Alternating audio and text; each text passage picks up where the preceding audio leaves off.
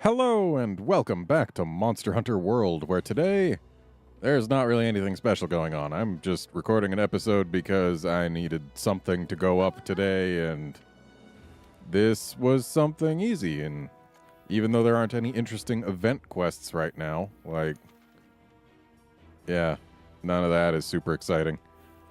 What we can do is just an investigation. I feel like let's do a Valhazak.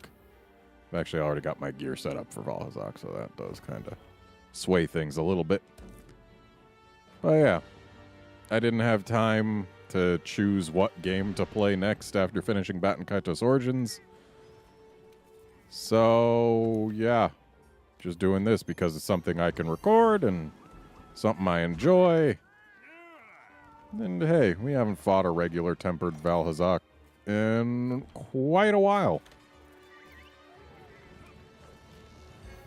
So, hooray, we get to just have fun in Monster Hunter. Oh, dang.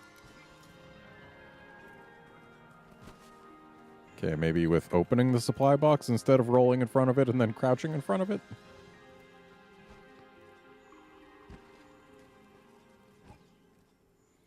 And let's grab this lychee. Might as well, or I guess not grab the water moss. That's fine, we can grab some stones pretty soon.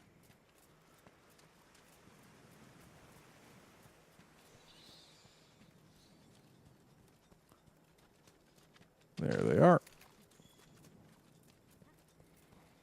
And Big Boy's going to be coming from over there, but we're going to go over here so that we can sniff his footprint first.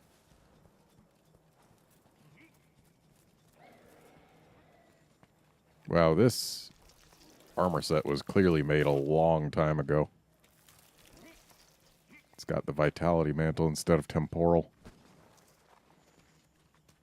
Which I guess there are arguments to be made for using the Vitality Mantle instead of Temporal against Valhazak specifically.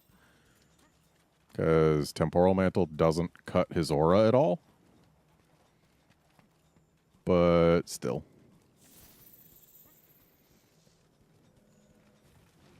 I mean, this is the set I used for AT Vol, so this is going to be a little overkill here, but that's what we got going.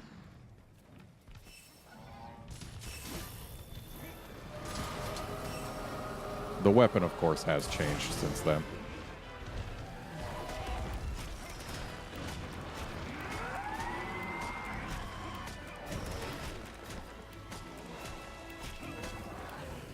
So I guess it's been somewhat modified.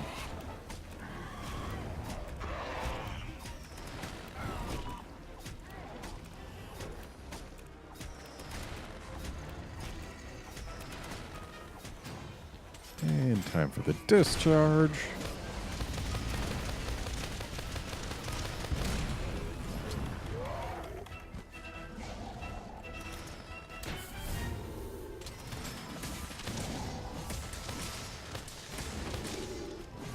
And some more discharge.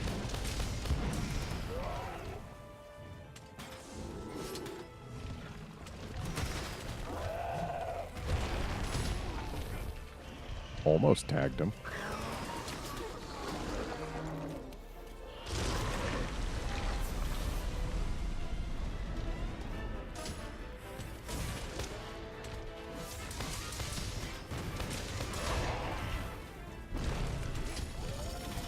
Kind of bugs me how that attack, the tail, is like an active hitbox for basically all of it.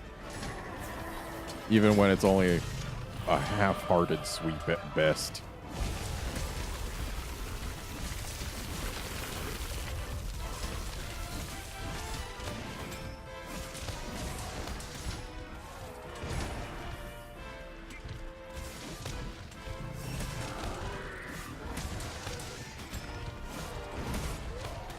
Well, if that didn't flinch him, we would have taken a hit just there.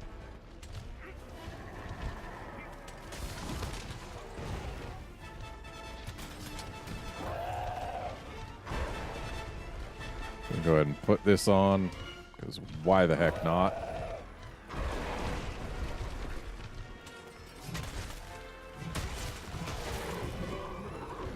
What did we break?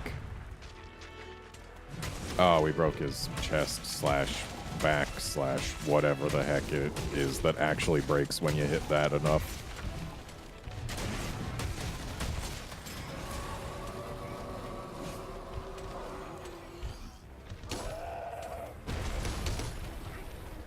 Or did we break his left claw?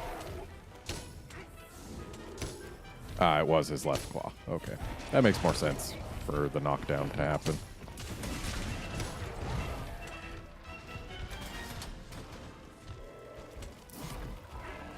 Well, I missed.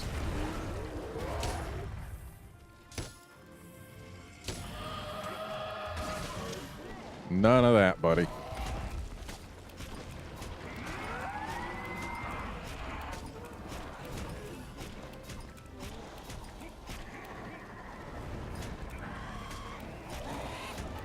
You can stop flapping.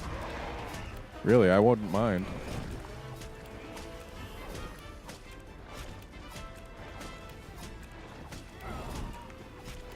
Just let me do my finisher, please. Okay, good. It all... Okay. Thanks, Blast. It always saddens me when they don't let you do your finisher. Yeah, that was a very bad time to get a blast. It cheated me out of the actual mount knockdown.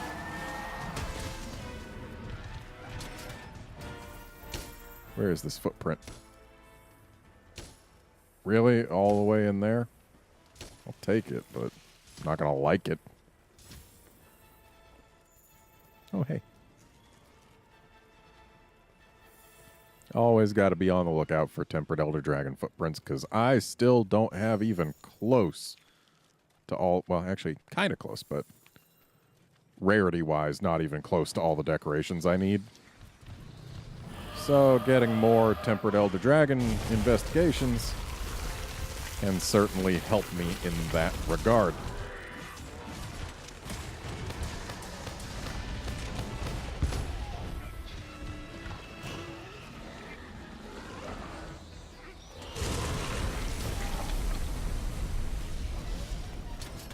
That was a fairly well-timed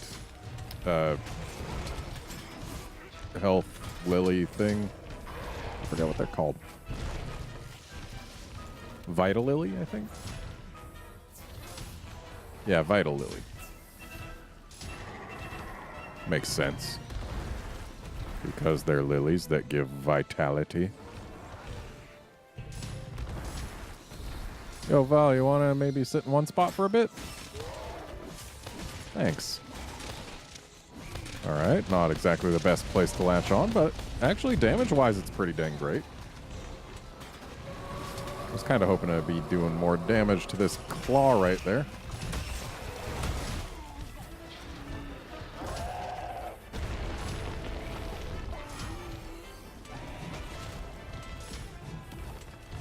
I also kind of want to cut this tail. No real need, but I like getting all the breaks.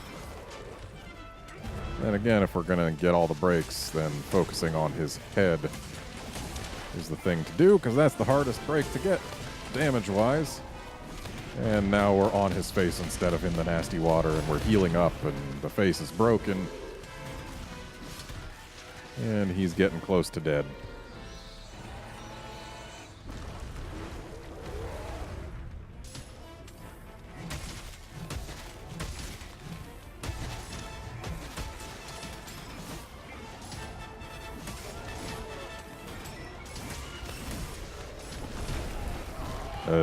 While it may not necessarily be the case for all monsters, Tempered Elder Dragons do drop pods like those ones right there at 30, 20, and 10% health.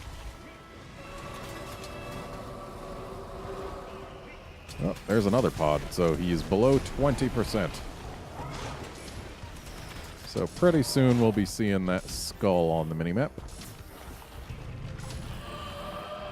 Yes, please take some steps forward. Get your tail out of the water.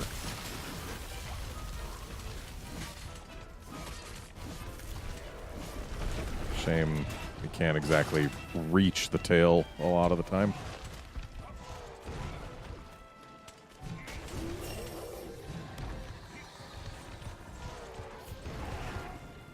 Where you going, buddy?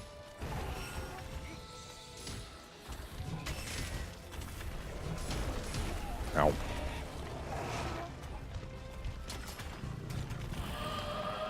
We do still have the chest / back / whatever break after we get the tail. I don't think we're going to get it, but we can try.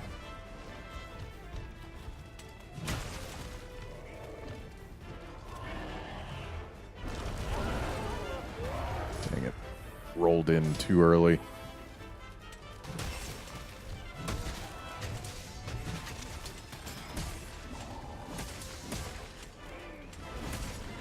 And there's the skull.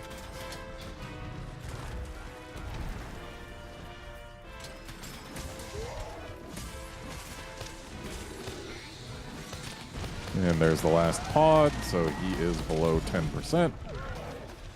We're going to go ahead and let him limp away, because we got to carve this tail. And we also want any tracks he's going to leave us.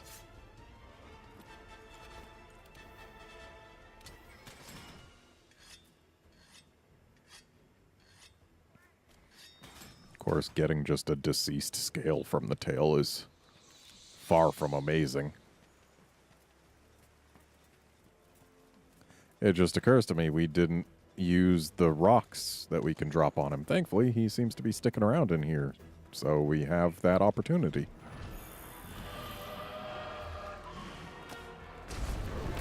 Haha. That's what happens when you spread your wings out so far, buddy.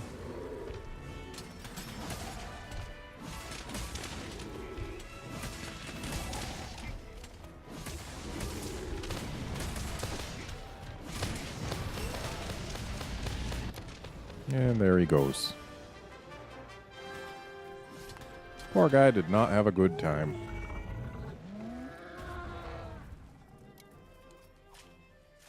And we didn't get every break, but we got most of them.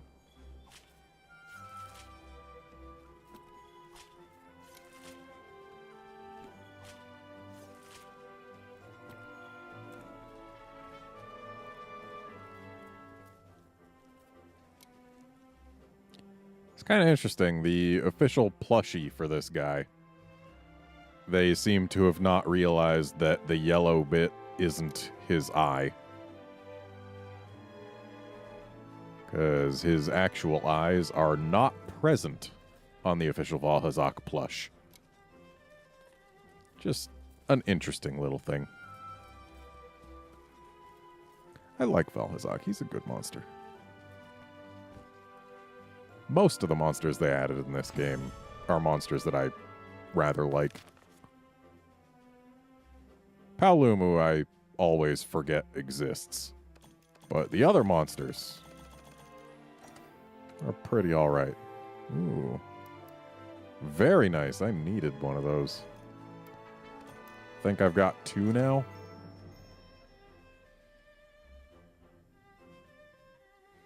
But hey. No matter what, I'm 1 more than I was. And I needed it. And let's actually take a look at the monsters that were added in this game. Just to refresh my memory. So, Great Jagras, he's an alright starter monster. He's not the worst, he's not the best. Kuliaku, definitely a lot of personality with this bird. Not the most interesting fight. But certainly better than, say, Great Jaggy. And even better than Great Macau, I'd say. Puke Puke.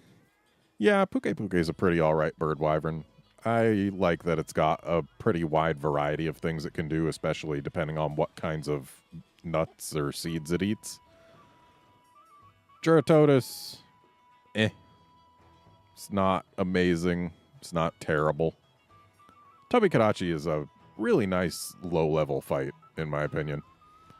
And the fact that it gives fairly early access to an electricity weapon is also nice.